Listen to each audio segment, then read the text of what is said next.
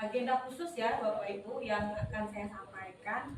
Untuk kali ini saya memanfaatkan jadwal Pombel untuk menyampaikan paparan RTL dari saya, yaitu RTL berbasis proyek PJOK ya.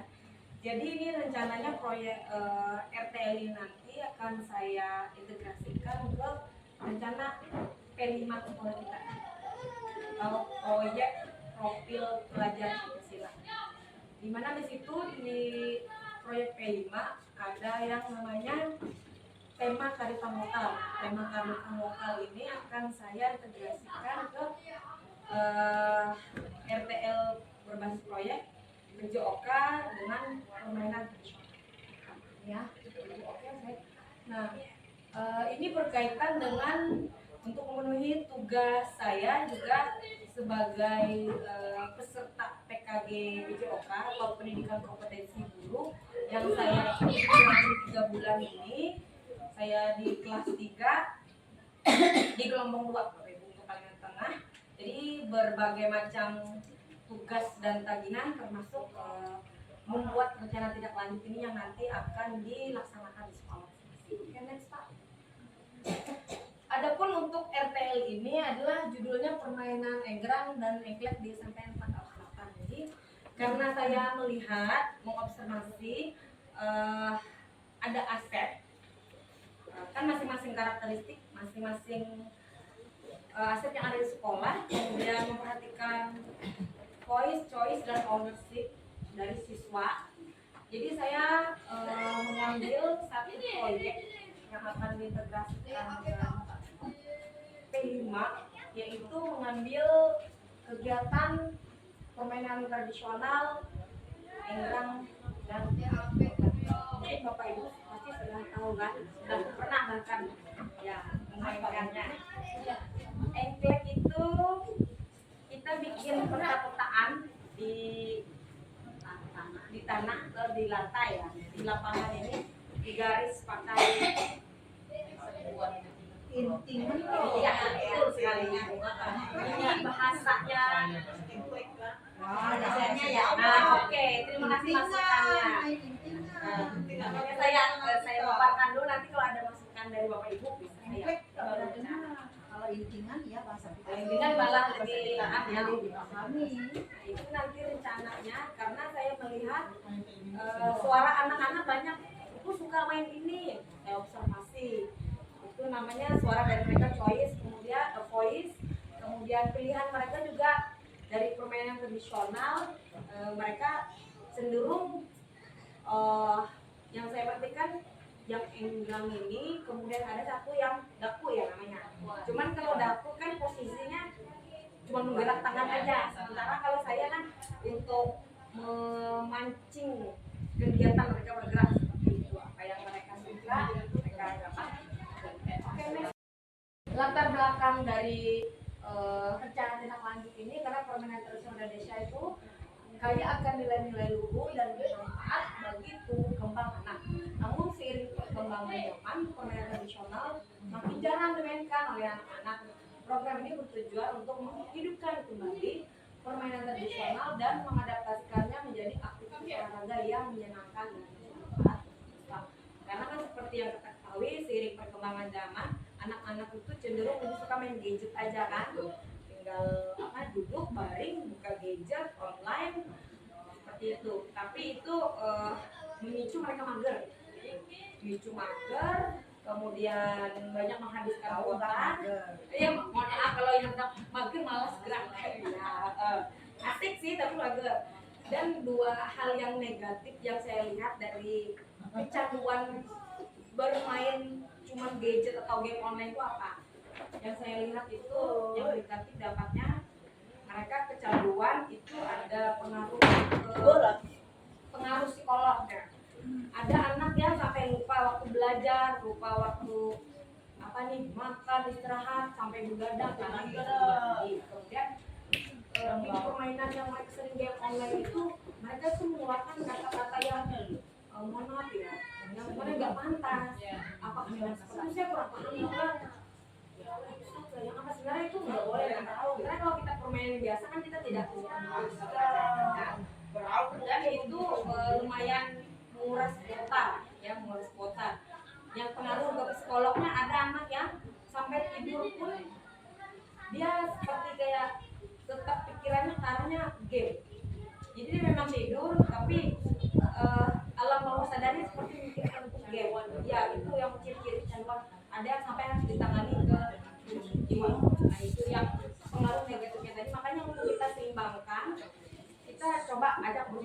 mulai kita masukin sedikit-sedikit di sekolah, karena mungkin di rumah mereka sudah nggak ini. Oke, lanjut Pak, ini program. Kemudian ini yang ketiga ya Pak. Nah, capaian yang diharapkan dari ini, siswa mampu mengenal 5 jenis permainan tradisional, ini maksimal nanti ya, kalau minimal dari 2. Kemudian siswa mampu memainkan minimal 2, yang tadi ada inggram, intingan, kata Bu Oni kan, kalau yang kelas mungkin banyak yang belum kenal kan. Kita kan ikut yang mungkin yang dari daerah kita Bu ya. Nah itu, tapi nanti kalaupun mereka ada peminatnya lebih dari 2, silakan. Saya buat dulu. Kemudian nanti saat sudah mereka di B5 itu, kita rutinkan mereka bermain, kita kasih waktu kesempatan mereka bergerak beraktivitas dengan gembira, kita mengawasinya seperti yang selama ini yang sering kita lihat kan, ada dikasih waktu kesempatan kan mereka main bebas gitu.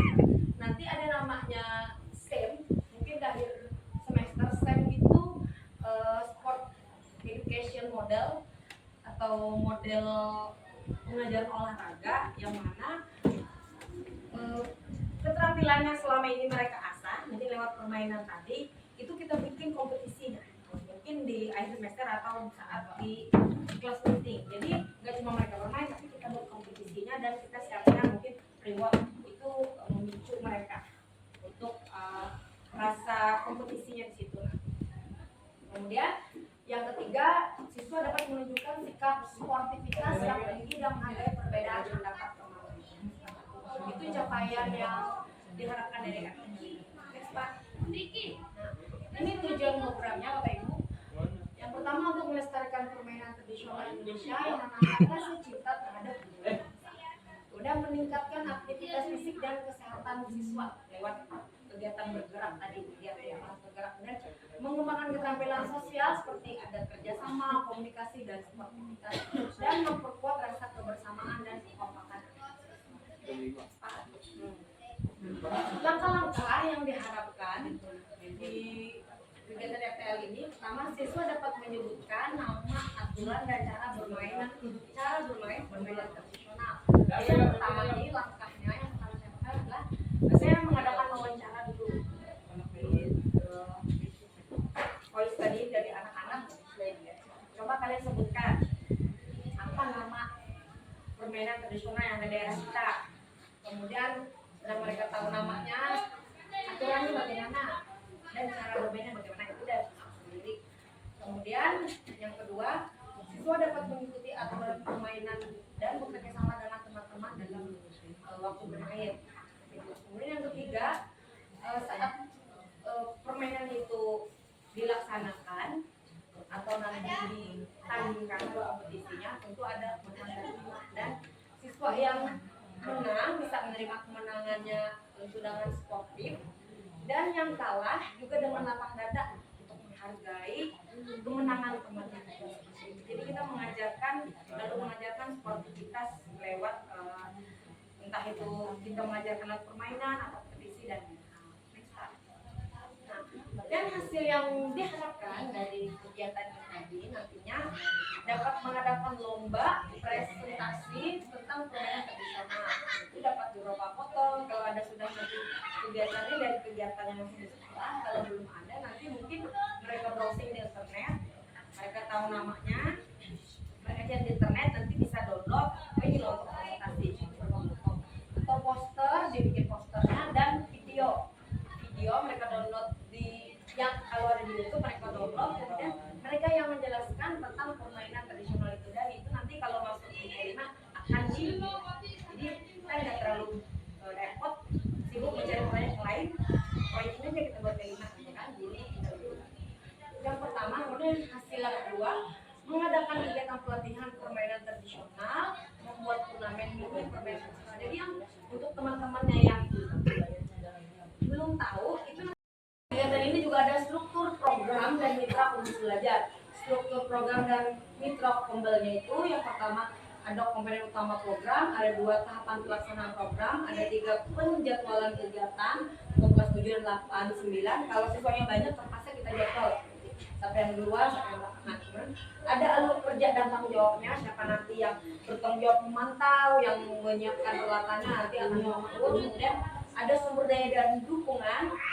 Ini siapa nanti yang kita panggil untuk mengajar, menjelaskan, dan siapa nanti yang bisa memberi dukungan. Kemudian ada contoh implementasi programnya dan baru penutup serta pertanyaan. Oke, lanjut Pak. Nah, mitra dalam lomba ini otomatis nanti saya minta nasihat dari kepala sekolah, ya, dan juga fasilitator dalam Kombel. Kalau saya sendiri mungkin tidak mampu, nanti mungkin ada lagi yang memfasilitasi saya. Kemudian tentu guru PJOK dan beserta rekan sejawat. Guru PJOK kan tidak saya sendiri, ada satu lagi, dan rekan sejawat itu Bapak Ibu. Ini teman yang saya ajak berdiskusi bersama dalam pengembangan penugasan. Saya tidak bisa sendiri, nanti saya mengajak Bapak Ibu diskusi, ini bagus nggak, ini cocok nggak, ini salah nggak. Siapa tahu, oh itu peralatan yang ketinggian, itu kelamaan. Seperti tadi kan saya sudah dapat masukan, ini namanya orang nggak tahu, nah, itu masukan. Itu dalam diskusi. Kemudian setelah diskusi tentang pengembangan dan penugasan tadi, diskusi untuk pengembangan konten dan presentasi lagi. Lanjut Pak. Nah, tapi dalam setiap kegiatan ya Bapak Ibu pasti ada tantangan. Tantangan yang ujiannya semua juga variasi. Untuk tantangannya yang saya petakan kemungkinannya sini pertama itu kemungkinan mereka kalau diajak itu sudah kehilangan minat, karena kan otomatis keinginannya sudah ke game online tadi, internet. Nah, itu tantangan pertama, takutnya mereka kehilangan minat. Nah, yang kedua, mereka kurang mengetahui dalam pembelajaran gimana sih pembelajaran ini. Kemudian ada perubahan lingkungan sosial, itu perubahan lingkungan sosial udah beda. Kalau kita menyamakan kita zaman dulu bermain ini jangan yang sekarang Pak Budi. Dan yang keempat itu ketersediaan alat dan bahan seperti yang saya sampaikan tadi, ini pelan-pelan saja. Dan 5 ada pergeseran nilai budaya yang dari dulu dan sekarang mungkin agak berbeda, harus bisa disesuaikan. Selanjutnya ada kesulitan dalam dokumentasi dan pengajaran. Nanti kalau kesulitan dokumentasi terpaksa saya perlu minta bantuannya lagi. Kemudian masalah kesehatan dan keselamatan, saya tahu ada dari mereka yang belum mahir, belum paham, belum bisa, ataupun kesehatannya belum sesuai kapasitasnya untuk melakukan hal itu. Nah, itu kita observasi dulu. Tapi kalau ini permainannya aman-aman aja, mereka cukup siap, cukup sehat, bisa digunakan. Dan keterbatasan ruang dan fasilitas. Tapi saya rasa ini kemungkinan tantangan yang di bawah ini yang kecil, ya. Oke, lanjut Pak. Solusi untuk beberapa tantangan tadi, yang pertama kita harus memberi edukasi dan kesadaran serta didik. Kemudian harus ada program pendidikan. Kemudian kita mengadakan workshop atau pelatihan terlebih dahulu sebelum, kalau bagi yang belum bisa tadi sebelum kegiatan dilaksanakan, ya. Ada yang belum tahu cara kerjanya, belum tahu cara mainkannya, maka harus dibuat pelatihan dulu. Dan harus dipromosi, entah promosi dalam sekolah ini dulu. Kalau sepertinya di sekolah sukses, mungkin kita bisa promosi lewat medsos kita. Medsos kan kita punya IG, ya kan. Nah, situ kita promosi lewat video, lewat tayangan kegiatan sekolah. Mungkin kegiatan kita ini bisa dicontoh atau ditiru oleh sekolah lain. Dan harus ada pengembangan komunitas. Kalau komunitas yang saya ajak untuk mendukung atau menunjang saya itu kecil aja atau kekurangan personilnya seperti, maka saya akan harus melaksanakan pengembangan komunitas. Tapi saya rasa ini sudah cukup lumayan, ya, support system dari teman-teman. Kemudian selanjutnya ada pengembangan infrastruktur. Ini kalau misalnya kurang memadai, maka diadakan pengembangan infrastruktur. Kemudian yang tadi kesehatan dan keselamatan, harus mengadakan observasi dan penyesuaian terlebih dahulu untuk melihat tingkat kesehatan dan keselamatan anak dalam melakukan investasi. Sampai di situ. Saya harap yang saya paparkan tadi mungkin Bapak Ibu bisa menangkap, memahami. Itu rencana saya selanjutnya untuk tugas dan tagihan saya, rencana tindak lanjut yang akan dilaksanakan setelah ini. Rencananya ini untuk diintegrasikan dengan proyek P5. Di situ ada yang mau ditanyakan atau ada yang disampaikan? Ada yang silakan Pak Ibu. Waktu 50 menit lagi.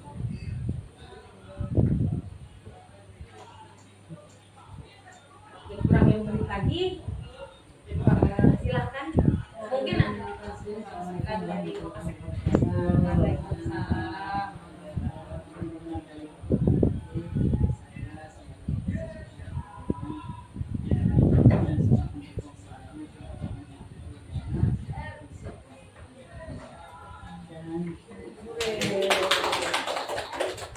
Dan kalau bisa ya yang online dengan intinya kalau bisa nanti bisa dilombakan.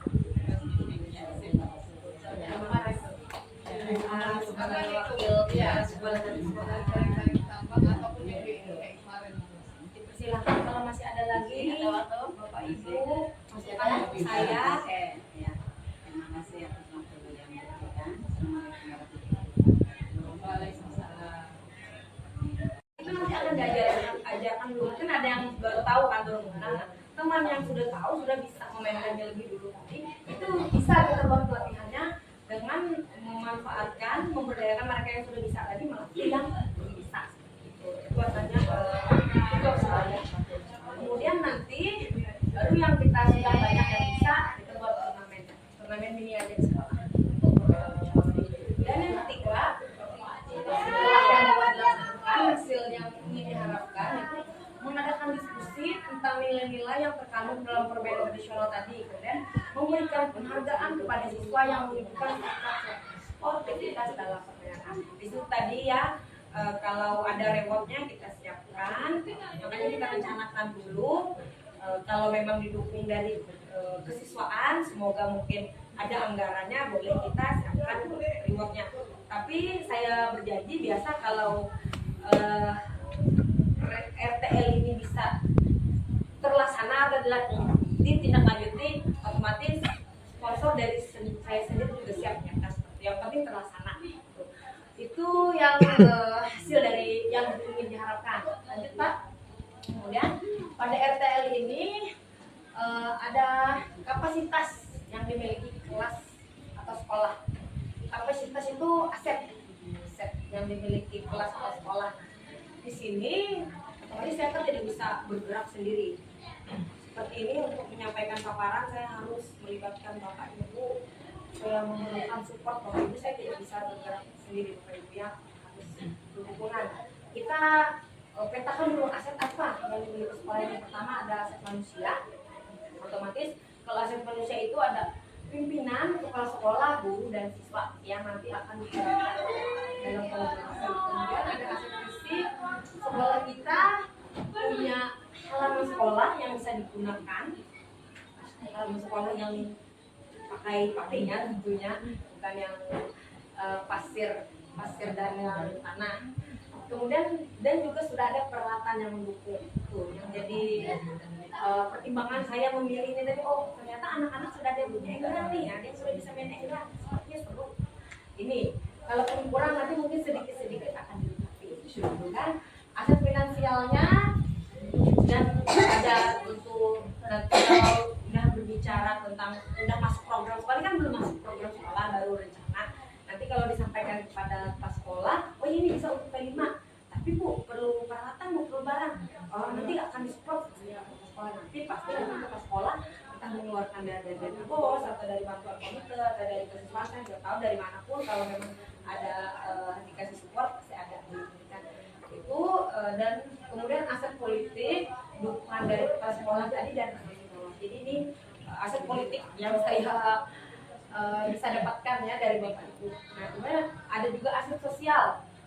Aset sosial itu misalnya ada dukungan dari komunitas seperti ini, komunitas belajar atau komunitas lain, atau dari alumni yang juga punya mereka komunitas circle-nya seperti itu, dan juga relawan dan tim kerja. Saya lihat sini ada relawan dan tim kerja seperti persiapan apa itu, mau KBP ini Bapak Ibu, kami persiapkan untuk anak-anak mengikuti pramuka, rupanya ada yang relawan atau tim kerja yang membantu, entah dari alumni atau dari kenalan dari mana, kayaknya ada. Kemudian ada juga aset agama dan kebudayaan, itu karena ini mengangkat dari kebudayaan atau dari tradisi, tentu di situ ada nilai budaya dan kelestarian kebudayaan. Itu untuk kapasitas lain. Next, Pak. Nah, kemudian setelah kegiatan ini nanti berlanjut, sudah terlaksana, maka harus dievaluasi Bapak Ibu. Nah, ini untuk merencanakan evaluasinya, pertama saya observasi dulu kan, saya observasi yang sudah terlaksana, yang belum, saya memantau keseluruhan dari awal, pertengahan ke akhirnya tadi. Kemudian ada rubrik penilaiannya, saya nilai baik nilai P5-nya, kerjasama, nilai kemampuan geraknya, nilai kemampuan keterampilannya, saya nilai semua. Nilai kerjasama atau P5-nya masuk di rapot di poin P5, sementara nilai geraknya itu masuk di penilaian saya sendiri untuk nilai kerja Bapak Ibu. Dan yang ketiga baru refleksi dengan siswa. Ini ketiga ada harusnya refleksi bersama tim juga. Kegiatan ini juga ada struktur program dan mitra pembeli belajar. Struktur program dan mitra pembelnya itu yang pertama ada komponen utama program, ada 2 tahapan pelaksanaan program, ada 3 penjadwalan kegiatan untuk kelas 7 dan 8, 9. Kalau siswanya banyak terpaksa kita jadwal sampai yang duluan sampai yang belakangan. Ada alur kerja dan tanggung jawabnya, siapa nanti yang bertanggung jawab memantau, yang menyiapkan peralatannya nanti akan mengurus. Kemudian ada sumber daya dan dukungan. Ini siapa nanti yang kita panggil untuk mengajar, menjelaskan, dan siapa nanti yang bisa memberi dukungan. Kemudian ada contoh implementasi programnya dan baru penutup serta kekayaan. Oke, lanjut Pak. Nah, mitra dalam Pombel ini otomatis nanti saya minta nasihat dari kepala sekolah ya, dan juga fasilitator dalam Pombel. Kalau saya sendiri mungkin tidak mampu, nanti mungkin ada lagi yang memfasilitasi saya. Kemudian tentu guru PJOK dan beserta rekan sejawat. Guru PJOK kan tidak saya sendiri, ada satu lagi, dan rekan sejawat itu Bapak Ibu, ini teman yang saya ajak berdiskusi bersama dalam pengembangan penugasan. Saya tidak bisa sendiri, nanti saya mengajak Bapak Ibu diskusi, ini bagus nggak, ini cocok nggak, ini salah nggak. Siapa tahu, oh itu peralatannya ketinggian, itu kelamaan. Seperti tadi kan saya sudah dapat masukan, itu namanya orang nggak tahu, nah itu masukan. Itu dalam diskusi. Kemudian setelah diskusi tentang pengembangan dan penugasan tadi, diskusi untuk pengembangan konten dan presentasi lagi. Lanjut Pak. Nah, tapi dalam setiap kegiatan ya Bapak Ibu pasti ada tantangan yang ujiannya. Untuk tantangannya yang saya petakan kemungkinannya sini pertama itu kemungkinan mereka kalau diajak itu sudah kehilangan minat, karena kan otomatis keinginannya sudah ke game online tadi, internet. Nah, itu tantangan pertama, takutnya mereka kehilangan minat. Nah yang kedua, mereka kurang mengetahui dalam pembelajaran gimana sih pembelajaran ini. Kemudian ada perubahan lingkungan sosial, itu perubahan lingkungan sosial udah beda. Kalau kita menyamakan kita zaman dulu bermain ini dengan yang sekarang Pak Budi. Dan yang keempat itu ketersediaan alat dan bahan seperti yang saya sampaikan tadi, ini pelan-pelan saja. Dan 5 ada pergeseran nilai budaya yang dari dulu dan sekarang mungkin akan berbeda, harus bisa disesuaikan. Selanjutnya ada kesulitan dalam dokumentasi dan pengajaran. Nanti kalau kesulitan dokumentasi terpaksa saya perlu minta bantuannya lagi. Kemudian masalah kesehatan dan keselamatan, saya tahu ada dari mereka yang belum mahir, belum paham, belum bisa, ataupun kesehatannya belum sesuai kapasitasnya untuk melakukan hal itu. Nah itu kita observasi dulu. Tapi kalau ini permainannya aman-aman aja, mereka cukup siap, cukup sehat, bisa digunakan. Dan keterbatasan ruang dan fasilitas. Tapi saya rasa ini kemungkinan tantangan yang di bawah ini yang kecil ya. Oke, lanjut Pak. Solusi untuk beberapa tantangan tadi, yang pertama kita harus memberi edukasi dan kesadaran untuk peserta didik. Kemudian harus ada program pendidikan. Kemudian kita mengadakan workshop atau pelatihan terlebih dahulu sebelum, kalau bagi yang belum bisa tadi sebelum kegiatan dilaksanakan ya. Ada yang belum tahu cara kerjanya, belum tahu cara mainkannya, maka harus dibuat pelatihan dulu workshop. Dan harus dipromosi, entah promosi dalam sekolah ini dulu. Kalau sepertinya di sekolah sukses, mungkin kita bisa promosi lewat medsos kita. Medsos kan kita punya IG ya kan. Nah, itu kita promosi lewat video, lewat tayangan kegiatan sekolah. Mungkin kegiatan kita ini bisa dicontoh atau ditiru oleh sekolah lain. Dan harus ada pengembangan komunitas. Kalau komunitas yang saya ajak untuk mendukung atau menunjang saya itu kecil aja atau kekurangan personilnya seperti, maka saya akan harus melaksanakan pengembangan komunitas. Tapi saya rasa ini sudah cukup lumayan ya, support system dari teman-teman. Kemudian selanjutnya ada pengembangan infrastruktur. Ini kalau misalnya kurang memadai, maka diadakan pengembangan infrastruktur.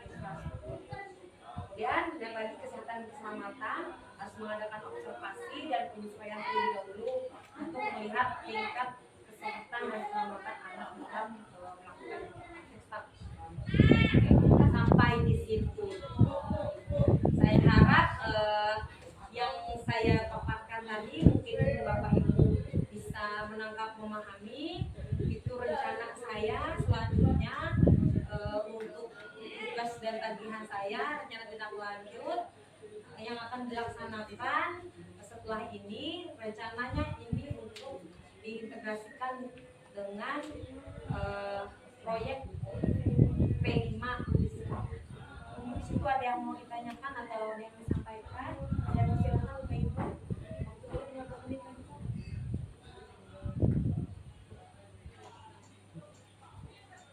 Kurang 5 menit lagi. Silahkan. Mungkin ada dari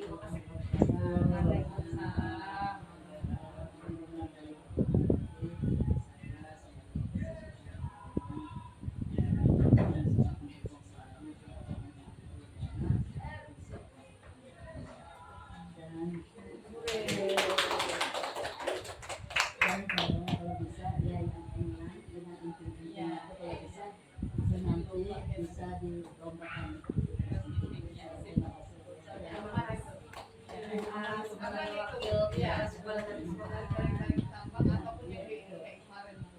Silakan kalau masih ada lagi Bapak Ibu, saya